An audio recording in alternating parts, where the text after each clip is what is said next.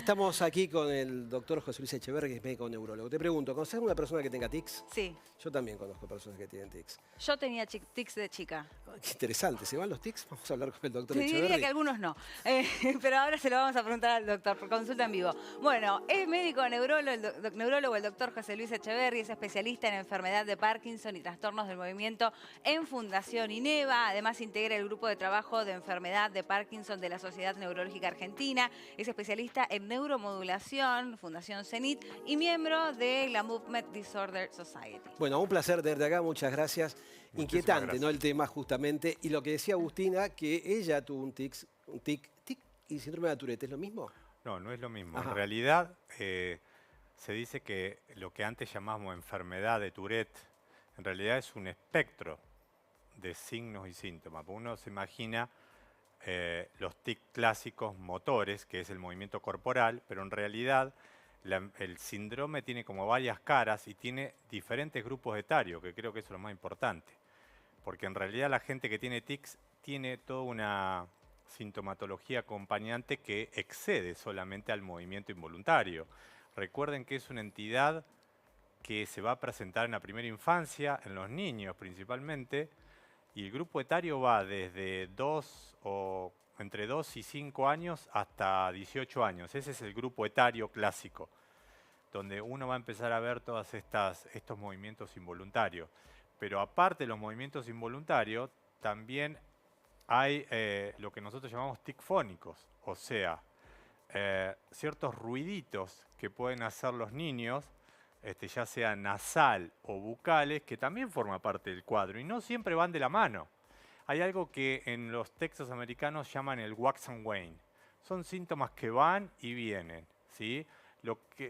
Una cosa que es importante para el diagnóstico es que esta sintomatología, ya sea estos movimientos involuntarios repetitivos que duran segundos, asociados a estos tics fónicos, tienen que estar presentes por lo menos un año. No tienen que estar ambos, sino que puede haber tics motores o puede haber tic fónico, y tienen que estar en este grupo etario, o sea, niños que comienzan entre los 2 años, lo habitual es verlo 4 o 5 años, y tienen que empezar antes de los 18. Esos son los criterios de inclusión para este síndrome de Tourette. ¿Y por qué se dan los tics? En realidad no se sabe bien cuál es la causa. Seguramente hay alteraciones genéticas. De hecho, cuando uno va a evaluar a las familias o evalúa al niño y pregunta a los padres, seguramente hay alguien de la familia que tuvo algún tipo de tic, ya sea motor o tic fónico. La causa genética es una causa importante, pero también hay causas ambientales, porque se ha visto que estos tics pueden aparecer, por ejemplo, en madres que han tenido algún tipo de alteración del embarazo, algún tipo de trastorno, hipertensión en el embarazo, no seguimiento de las pautas de crecimiento intrauterino del bebé, en madres fumadoras, en alguna alteración al nacer, por ejemplo, bajo peso, o alguna alteración hipóxica o anóxica, por ejemplo, alguna circular de cordón y demás, que haya alterado ese nacimiento del chico. Pero en realidad, ninguna de las causas per se, por separado, es la causa. Me quedo con lo que Es dijo una combinación, en con lo que realidad. dijo Agustina cuando era chica, tuvo tics, como muchos chicos lo tienen. ¿Los tics van rotando? Sí. Van apareciendo un tic de una cosa y después pasa a ser un tic de De otra hecho, y desaparecen. De hecho, es una característica. Hablamos de los criterios, la edad es una cosa importante, la característica del tic, lo que pone el sello un tic, porque el terreno es muy amplio y hay algo que se llama pseudotics, que seguramente deben haber escuchado. Son chicos que parece un tic de lo que uno ve, pero cuando uno va al interrogatorio, no es un tic verdadero, y muchas veces es lo que nosotros llamamos tics funcionales. Son movimientos involuntarios que se asemejan, pero es a raíz de algún otro trastorno psicológico que pueda tener el chico, algún trauma puntual sin entrar en detalle. Entonces, esos tics tienen que tener criterios para hacer el diagnóstico. Y uno tiene la idea de que el Tourette está asociado a la coprolalia, el hecho de decir malas palabras. Ajá. Se pensaba que ese tenía que ser un criterio de inclusión, y de hecho a veces hay chicos que no tienen coprolalia. Y no por eso no lo vamos a meter en este grupo de síndrome de Tourette. Una cosa que es muy característica es que los tics tienen que ir y venir y tienen que ir rotando.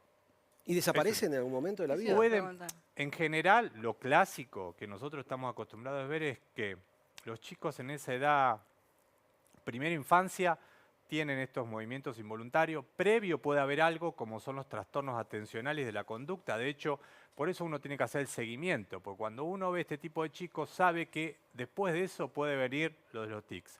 Y a medida que entra en la adolescencia temprana tienen un pico y en adolescencia tardía tienden a mermar. Pero no se olviden que esto es un paquete de síntomas en los cuales tics es una cara. Al chico se le van o van mermando los tics y empiezan a aflorar todo lo que son los síntomas psiquiátricos. Depresión, ansiedad, trastorno obsesivo compulsivo, toda una serie de conductas que hacen al hecho, pero bueno, el tics fue una etapa y ahora viene otra. Ahora, ¿el tics en sí mismo tiene un tratamiento? Sí, claro. Ah. Siempre todos estos movimientos involuntarios tienen lo que es un abordaje farmacológico y no farmacológico, que es fundamental. Y no siempre que haya tics uno tiene la obligación de tratarlo desde el punto de vista farmacológico. ¿Por qué digo esto? Porque a veces los tics tienen una clasificación que se llaman simples y complejos. Pueden ir de un simple blinking o parpadeo o una elevación de hombro hasta tics complejos que generan un movimiento corporal. Claro.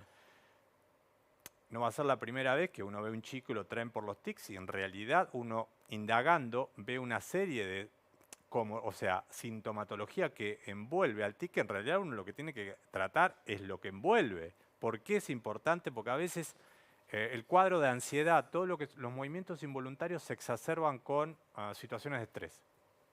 Si vos tratás eso que acompaña al tic, a veces no tenés la necesidad de tratar el tic directamente. Le doy un ejemplo, en los trastornos obsesivos compulsivos que acompañan al tic. Muchas veces los tics están presentes, pero el trastorno psiquiátrico no está abordado. Vos das un antidepresivo e indirectamente el tics baja su intensidad y no tenés que dar dos fármacos para tratar. Vos no lo tenés que tratar como si fuese un síntoma. Tratalo como un síndrome. Bien, ahora te quiero preguntar esto. ¿Es una condición o es una enfermedad? ¿Está dentro de una patología o es una condición de una persona? No, está catalogada como es una enfermedad, pero lo que pasa es que tiene varias caras.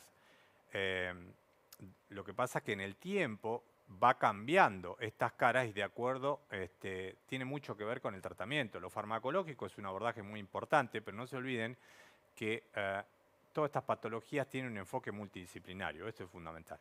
Si uno puede tener un buen neurólogo especialista en movimiento involuntario, pero si ese chico no está abordado desde el punto de vista psiquiátrico por una psiquiatra infantil que indique la terapia cognitiva conductual, que es el abordaje desde el punto de vista psiquiátrico. Hay algo que se llama terapia de reversión de hábitos, en el cual al chico se le enseña cómo controlar todas esas sensaciones que van a dar lugar al tics. Si uno hace ese abordaje con un buen tratamiento farmacológico y psicoterapia, los chicos tienen que andar fantástico y no tendrían que tener demasiado inconveniente en lo que es las relaciones con sus pares. Eso es fundamental. Pienso en uno de los casos, no sé, es el único que me viene a la mente en Argentina, que conozcamos todos quizás, que es el doctor Eugenio Zaffaroni. No sé si lo tenés presente, que suele, cuando da sus entrevistas, sí, a lo mejor tener alguna de estas expresiones, ¿no? Y digo, es una persona más grande. Estos tics pueden acompañar toda la vida, sí, independientemente del tratamiento. Los tics en general tienden a mermar. Hablamos de esto del wax and wane, del se va, viene. No se olviden que ciertos fármacos de uso diario pueden volver a incrementar algunos tics. Por ejemplo, se cree que los tics, hay una alteración de los neurotransmisores en los cuales están alterados la dopamina y la serotonina. De hecho, cuando uno hace el abordaje, da bloqueantes dopaminérgicos. Pero puede pasar que de más grande tengamos que tener un tratamiento con un antidepresivo por cualquier situación que estemos atravesando y muchas veces esos antidepresivos, de acuerdo a cuál usemos, puede exacerbar tics que tal vez estaban ahí, apagados o dormidos. O sea, hay que tener muy en cuenta que situaciones cotidianas y fármacos que estemos consumiendo, pero por cualquier otro motivo, hay que tener cuidado porque pueden exacerbar estos movimientos involuntarios. No va a ser la primera vez que los tics se exacerben por el alcohol, se exacerben por anfetamínicos. Es muy común preguntar a los chicos o a los padres si no está consumiendo algún tipo de drogas o de tóxicos o de sustancias psicoactivas, porque por ahí los tics pueden ser exacerbados por estas situaciones y uno abordando eso no es necesario tratar el tics per se como síntoma. Súper interesante el tema, me encantó. Hay mucho más, además. Gracias, hay muchísimas cosas más que nos gustaría saber, te vamos a volver a invitar. Gracias por Muchas haber venido. gracias. Vamos a una pequeña tanda, Dale. Agustina, y vamos